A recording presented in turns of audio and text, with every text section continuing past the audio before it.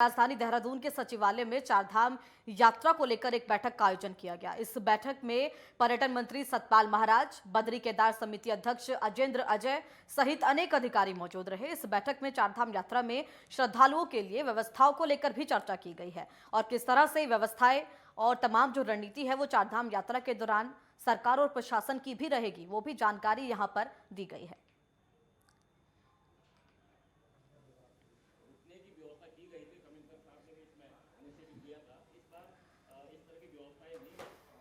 ज्यादा जानकारी के साथ हमारे संवाददाता उपेंद्र सिंह राणा हमारे साथ जुड़ गए हैं। उपेंद्र, किस तरीके से चारधाम यात्रा को लेकर ये बैठक रही है और यहाँ पर सतपाल महाराज की अध्यक्षता में ये बैठक रही, क्या कुछ यहाँ पर सुझाव भी अधिकारियों के द्वारा मंत्री के सामने रखे गए हैं और क्या तैयारी फिलहाल सरकार की दिखाई दे रही है चारधाम यात्रा को लेकर?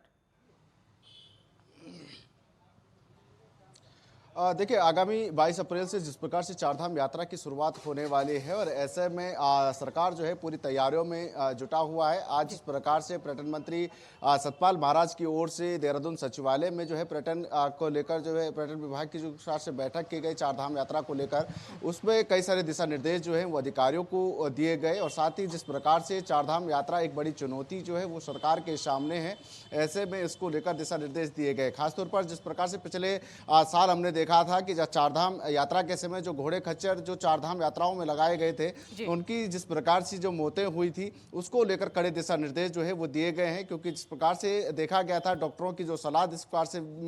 देखी गई थी, उसमें ये कहा गया था कि ठंडे पानी पीने से जिस प्रकार से घोड़े खच्चरों की जो मौतें जिस प्रकार से हो रही है, ऐसे में इस बार जो है चारधाम यात्रा में उनके लिए विशेष व्यवस्था जो है वो की जाएगी। उसको लेकर पर्यटन मंत्री ने कहा है कि उनके लिए एक टीन सेट जो है वो बनाया जाएगा, उनके लिए गर्म पानी की व्यवस्था जो है घोड़े खच्चरों के लिए जो रखा जाएगा, उनको गर्म पानी की व्यवस्था होगी तो ताकि वो ठीक रहेंगे। वहीं दूसरी ओर जिस प्रकार से जो हेली सेवाएं जिस प्रकार से जो चल रही है, ऐसे में उसको लेकर भी दिशा निर्देश देते हुए उन्होंने कहा कि ब्लैक तरीके से अगर कोई भी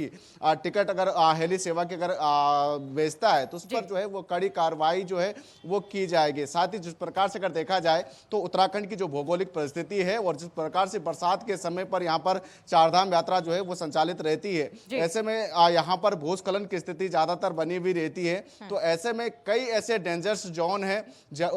सरकार और शासन की ओर से प्रशासन की ओर से जो है चिन्हित किए गए हैं कि जहां पर काम करने की जरूरत है और ताकि यात्रा सुलभ हो, उसकी दृष्टि से जो है उन डेंजरस जोनों को भी चिन्हित किया गया है। चाहे उत्तरकाशी के धरासू से यमुनोत्री मार्ग की बात की जाए या जिस प्रकार से केदारनाथ मार्ग में सिरोबगढ़ या अन्य जगहों पर गुप्त काशी, इन जगहों पर जिस प्रकार से लगातार भूस्खलन या रोड धंसने की संभावनाएं ज्यादातर बनी हुई रहती है। तो ऐसे ऐसे कई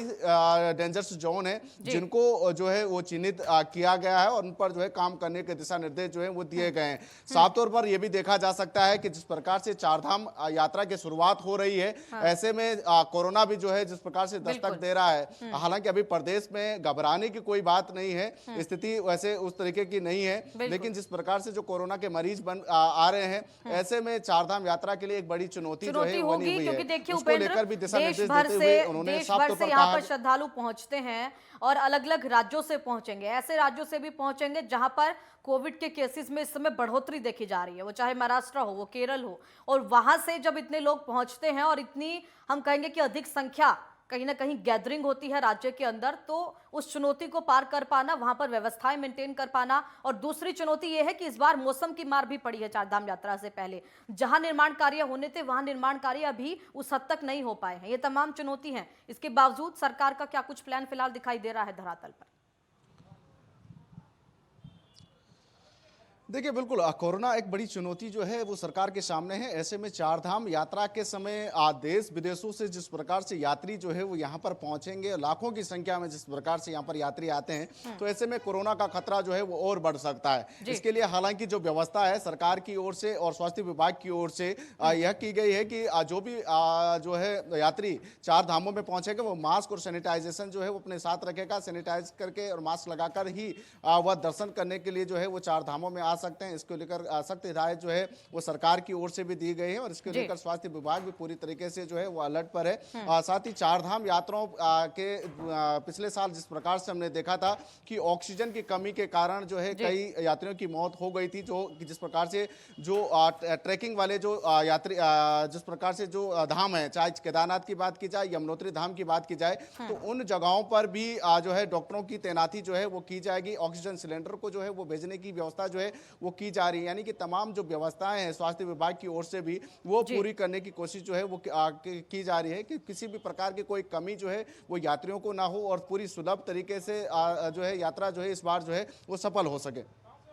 चलिए ठीक है, देखना होगा ये जो तमाम चुनौतियां हैं इनको सरकार और प्रशासन मिलकर किस तरह से पार कर पाता है और चारधाम यात्रा बड़े ही सुगम तरीके से सफल होती है राज्य के अंदर। फिलहाल तमाम जानकारी के लिए आपका बहुत धन्यवाद।